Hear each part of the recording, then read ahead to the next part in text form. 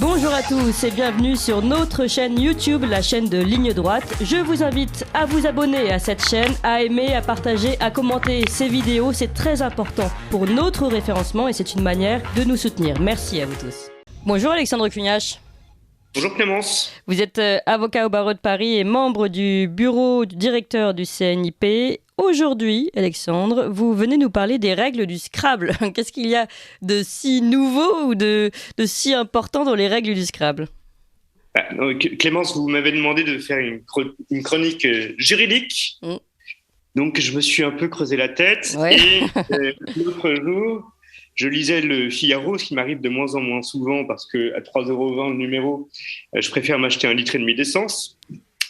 Et je tombe sur un article parlant de règles du jeu. Et donc, je me suis dit que c'était parfaitement juridique et que ça convenait très bien pour votre chronique. Et règles du jeu de Scrabble. Donc, c'est l'occasion, vu que l'été débute et que nous allons pouvoir profiter de longues soirées autour de ce très beau jeu et revoir les règles. Alors, pour parler un peu plus sérieusement, qu'est-ce qui m'a fait réagir dans cet article ? C'est que la Fédération américaine de Scrabble a supprimé de la règle du jeu 400 mots. Pourquoi donc ? Parce que ces mots sont, paraît-il, offensants. Donc ce n'est pas l'usage que l'on fait du mot qui est offensant, c'est le mot lui-même. Alors il y en a un qui m'a marqué, parce qu'il est terrible, c'est par exemple le mot. Alors, je ne vous le fais pas en anglais parce que nous sommes sur la radio de la francophonie, mais traduit en français, le mot jésuitique. Le mot jésuitique est offensant, apparemment, alors qu'il désigne tout simplement le caractère de ce qui relève des jésuites. Et je ne savais pas que c'était une insulte. Alors, oui, mais alors depuis quand jésuitique devient une insulte ? Depuis que la Fédération américaine de Scrabble a décidé d'ajouter ses positions idéologiques Exactement. Alors, vous sentez venir le vent du wokisme, oui. de l'orwellisation du monde, de sa simplification. Le problème, c'est que nous savons depuis Orwell que la simplification de la langue, c'est sa raréfaction et c'est l'impossibilité de nommer les choses. Or, si nous ne pouvons pas dire les choses, nous ne pouvons pas dire le monde. Les mots, que sont-ils ? Ils sont notre civilité. Ils sont notre civilisation. Ils s'usent par leur usitation. Ils s'usagent par leur usage. Ils se polissent avec le temps et sont notre politesse. Et c'est en réalité une violence extrême que l'on nous fait en supprimant les mots parce que on nous empêche de dire le monde. La simplification du langage, c'est la simplification du monde. Mais la simplification, ce n'est pas une bonne chose, c'est une régression, c'est un enfantillage. Alors, on ne va pas refaire ici la querelle des nominalistes. Je suis tout à fait d'accord pour dire que ce n'est pas le nom qui fait la chose, mais en revanche, toute chose, comme tout être, a le droit, le mérite d'être nommé. Et rappelez-vous de la Genèse, Clémence.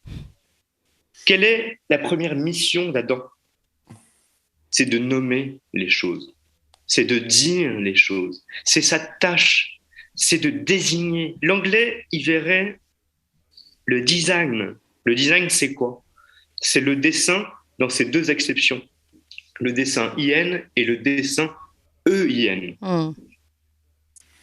Voilà le métier de l'homme, c'est de nommer le monde pour que le monde soit monde. Qu'est-ce que le monde ? C'est là où nous vivons. Et là où on ne peut pas vivre, c'est l'immonde, c'est l'immondice. Alors, je dis, nous supprimons les mots, nous supprimons les mondes, le monde, et voilà, il devient invivable et impraticable.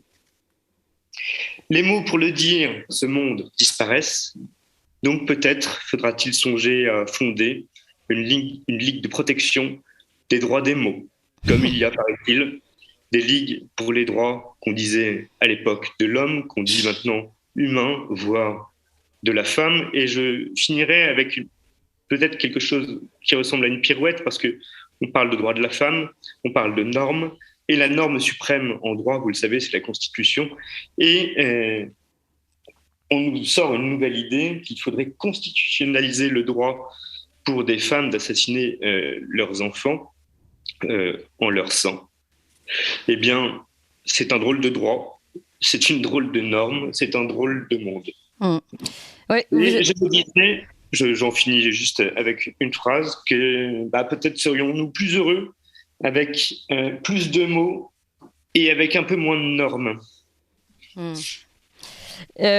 Comme vous le disiez, Alexandre Cugnache, il faut savoir mettre les mots sur les mots MAUX, et nous, je pense que c'est ce que nous essayons de faire tous les matins, ici notamment sur Ligne Droite. Merci beaucoup Alexandre Cugnache, avocat au barreau de Paris, qui sait utiliser les mots et qui sait bien connaître les règles du Scrabble. Vous appréciez cette émission? Alors aidez Radio Courtoisie à en produire d'autres, en indépendance totale. Rendez-vous sur soutenir.radiocourtoisie.fr. Merci d'avance.